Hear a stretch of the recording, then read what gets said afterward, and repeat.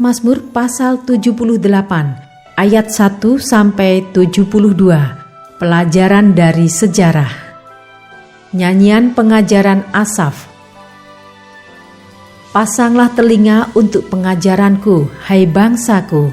Sendengkanlah telingamu kepada ucapan mulutku. Aku mau membuka mulut mengatakan amsal. Aku mau mengucapkan teka-teki dari zaman purbakala, yang telah kami dengar dan kami ketahui, dan yang diceritakan kepada kami oleh nenek moyang kami. Kami tidak hendak sembunyikan kepada anak-anak mereka, tetapi kami akan ceritakan kepada angkatan yang kemudian puji-pujian kepada Tuhan dan kekuatannya dan perbuatan-perbuatan ajaib yang telah dilakukannya. Telah ditetapkannya peringatan di Yakub dan hukum Taurat diberinya di Israel. Nenek moyang kita diperintahkannya untuk memperkenalkannya kepada anak-anak mereka, supaya dikenal oleh angkatan yang kemudian, supaya anak-anak yang akan lahir kelak bangun dan menceritakannya kepada anak-anak mereka, supaya mereka menaruh kepercayaan kepada Allah dan tidak melupakan perbuatan-perbuatan Allah, tetapi memegang perintah-perintahnya. Dan jangan seperti nenek moyang mereka, angkatan pendurhaka dan pemberontak, angkatan yang tidak tetap hatinya dan tidak setia jiwanya kepada Allah. Bani Efraim, pemanah-pemanah yang bersenjata lengkap, berbalik pada hari pertempuran. Mereka tidak berpegang pada perjanjian Allah dan enggan hidup menurut Tauratnya. Mereka melupakan pekerjaan-pekerjaannya dan perbuatan-perbuatannya yang ajaib yang telah diperlihatkannya kepada mereka. Di hadapan nenek moyang mereka dilakukannya keajaiban-keajaiban di tanah Mesir, di padang Zoan. Dibelahnya laut, diseberangkannya mereka. Didirikannya air sebagai bendungan. Dituntunnya mereka dengan awan pada waktu siang dan semalam suntuk dengan terang api. Dibelahnya gunung batu di padang gurun. Diberinya mereka minum banyak air seperti dari samudra raya. Dibuatnya aliran air keluar dari bukit batu, dan dibuatnya air turun seperti sungai. Tetapi mereka terus berbuat dosa terhadap Dia, dengan memberontak terhadap Yang Maha Tinggi di padang kering. Mereka mencobai Allah dalam hati mereka, dengan meminta makanan menuruti nafsu mereka. Mereka berkata terhadap Allah, "Sanggupkah Allah menyajikan hidangan di padang gurun?" Memang Ia memukul gunung batu, sehingga terpancar air dan membanjir sungai-sungai. Tetapi sanggupkah Ia memberikan roti juga, atau menyediakan daging bagi umatnya? Sebab itu ketika mendengar hal itu Tuhan gemas. Api menyala menimpa Yakub, bahkan murka bergejolak menimpa Israel, sebab mereka tidak percaya kepada Allah dan tidak yakin akan keselamatan daripadanya. Maka Ia memerintahkan awan-awan dari atas, membuka pintu-pintu langit, menurunkan kepada mereka hujan mana untuk dimakan, dan memberikan kepada mereka gandum dari langit. Setiap orang telah makan roti malaikat. Ia mengirimkan perbekalan kepada mereka berlimpah-limpah. Ia telah menghembuskan angin timur di langit dan menggiring angin selatan dengan kekuatannya.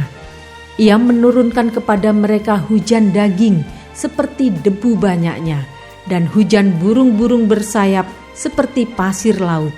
Ia menjatuhkannya ke tengah perkemahan mereka, sekeliling tempat kediaman itu. Mereka makan dan menjadi sangat kenyang. Ia memberikan kepada mereka apa yang mereka inginkan. Mereka belum merasa puas, sedang makanan masih ada di mulut mereka. Maka bangkitlah murka Allah terhadap mereka. Ia membunuh gembong-gembong mereka dan menewaskan teruna-teruna Israel. Sekalipun demikian, mereka masih saja berbuat dosa dan tidak percaya kepada perbuatan-perbuatannya yang ajaib. Sebab itu Ia membuat hari-hari mereka habis dalam kesia-siaan dan tahun-tahun mereka dalam kekejutan.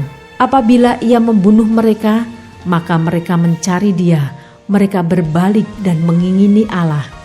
Mereka teringat bahwa Allah adalah gunung batu mereka dan bahwa Allah yang Maha Tinggi adalah penebus mereka. Tetapi mereka memperdaya Dia dengan mulut mereka, dan dengan lidahnya mereka membohongi Dia. Hati mereka tidak tetap pada Dia, dan mereka tidak setia pada perjanjiannya. Tetapi Ia bersifat penyayang, Ia mengampuni kesalahan mereka dan tidak memusnahkan mereka. Banyak kali Ia menahan murkanya dan tidak membangkitkan segenap amarahnya. Ia ingat bahwa mereka itu daging, angin yang berlalu, yang tidak akan kembali. Berapa kali mereka memberontak terhadap Dia di padang gurun dan menyusahkan hatinya di padang belantara. Berulang kali mereka mencobai Allah, menyakiti hati yang kudus dari Israel. Mereka tidak ingat kepada kekuasaannya, kepada hari Ia membebaskan mereka daripada lawan.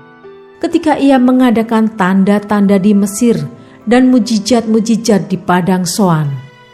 Ia mengubah menjadi darah sungai-sungai mereka dan aliran-aliran air mereka sehingga tidak terminum. Ia melepaskan kepada mereka lalat pikat yang memakan mereka dan katak-katak yang memusnahkan mereka. Ia memberikan hasil tanah mereka kepada ulat dan hasil jerih payah mereka kepada belalang. Ia mematikan pohon anggur mereka dengan hujan batu dan pohon-pohon ara mereka dengan embun beku. Ia membiarkan kawanan binatang mereka ditimpa hujan es dan ternak mereka disambar halilintar. Ia melepaskan kepada mereka murkanya yang menyala-nyala, kegemasan, kegeraman dan kesesakan, suatu pasukan malaikat yang membawa malapetaka. Ia membiarkan murkanya berkobar. Ia tidak mencegah jiwa mereka dari maut. Nyawa mereka diserahkannya kepada penyakit sampar. Dibunuhnya semua anak sulung di Mesir. Kegagahan mereka yang pertama-tama di kemah-kemah Ham. Disuruhnya umatnya berangkat seperti domba-domba. Dipimpinnya mereka seperti kawanan hewan di padang gurun. Dituntunnya mereka dengan tenteram, sehingga tidak gemetar, sedang musuh mereka dilingkupi laut. Dibawanya mereka ke tanahnya yang kudus, yakni pegunungan ini yang diperoleh tangan kanannya. Dihalonya bangsa-bangsa dari depan mereka, dibagi-bagikannya kepada mereka tanah pusaka dengan tali pengukur, dan disuruhnya suku-suku Israel mendiami kemah-kemah mereka itu. Tetapi mereka mencobai dan memberontak terhadap Allah yang Maha Tinggi dan tidak berpegang pada peringatan-peringatannya. Mereka murtad dan berkhianat seperti nenek moyang mereka, berubah seperti busur yang memperdaya. Mereka menyakiti hatinya dengan bukit-bukit pengorbanan mereka, membuat Dia cemburu dengan patung-patung mereka. Ketika Allah mendengarnya, Ia menjadi gemas. Ia menolak Israel sama sekali. Ia membuang kediamannya di Shilo, kemah yang didiaminya di antara manusia. Ia membiarkan kekuatannya tertawan, membiarkan kehormatannya jatuh ke tangan lawan. Ia membiarkan umatnya dimakan pedang, dan gemaslah Ia atas miliknya sendiri. Anak-anak teruna mereka dimakan api, dan anak-anak dara mereka tidak lagi dipuja dengan nyanyian perkawinan. Imam-imam mereka gugur oleh pedang, dan janda-janda mereka tidak dapat menangis.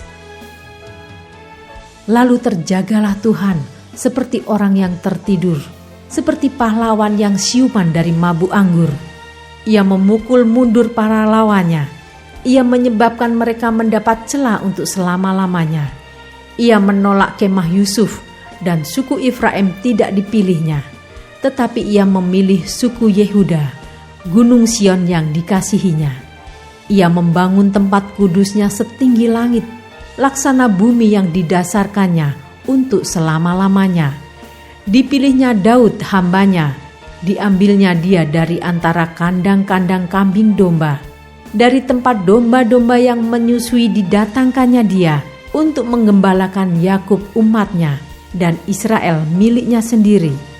Ia menggembalakan mereka dengan ketulusan hatinya dan menuntun mereka dengan kecakapan tangannya.